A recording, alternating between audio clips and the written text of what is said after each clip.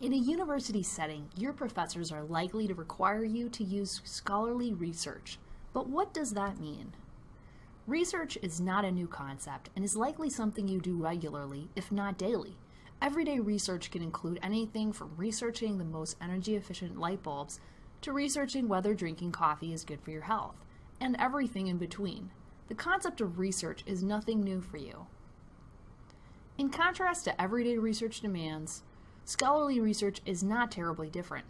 For either research mission, you'll want to find reliable, credible, evidence-based material that will help you make smart choices and conclusions. However, when it comes to scholarly research for your course papers and assignments, your instructors are likely to want a higher level of information quality than what you might decide to use for everyday information needs. The amount of information at our disposal can be mind-boggling.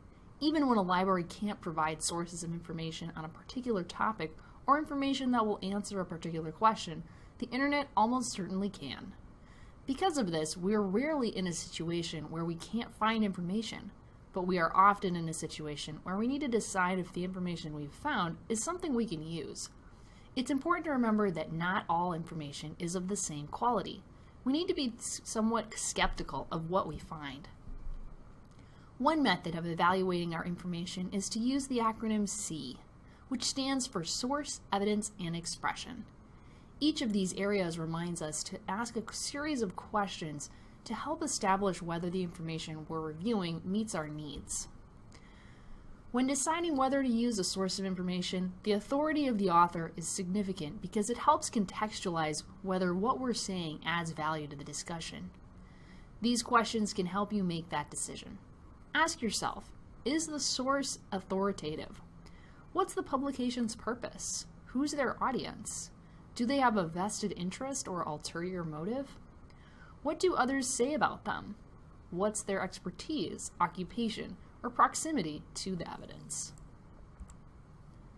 Reviewing evidence is an important part of the evaluation process because the information an argument is founded on can validate or debunk the argument. Questions you should be thinking about when it comes to evaluation of evidence include, is their evidence accurate? Find it. Go find the evidence. And then see if that source is authoritative. What do others say about it? Checking in multiple sources to see if it's discussed elsewhere is a great way to check the story. When was it created? Does the date meet your needs? Historical research may require you to look to discussions taking place well in the past, while scientific or medical information needs are going to require more recent information. And finally, the expression of the material is important to evaluate. Expression includes the overall presentation of the material. Things to look for here would include, is their expression intelligent? Does their evidence support their claim? Is their argument balanced, complete, or fair? Do they add value to the discussion? And do they have rights to what they're using? While it would be great to use the SEE method of evaluation for every information source you encounter, you might not remember all the questions you ask of your sources.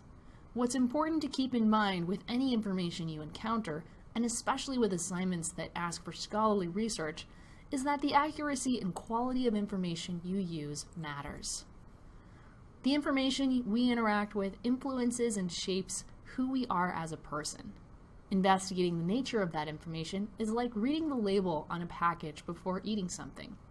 You want to know it's good for you, or at least you want to know that it's not. Since we're on the topic of knowing your sources, you should know this wasn't a solo presentation, and there are a few discussions and images consulted in this creation.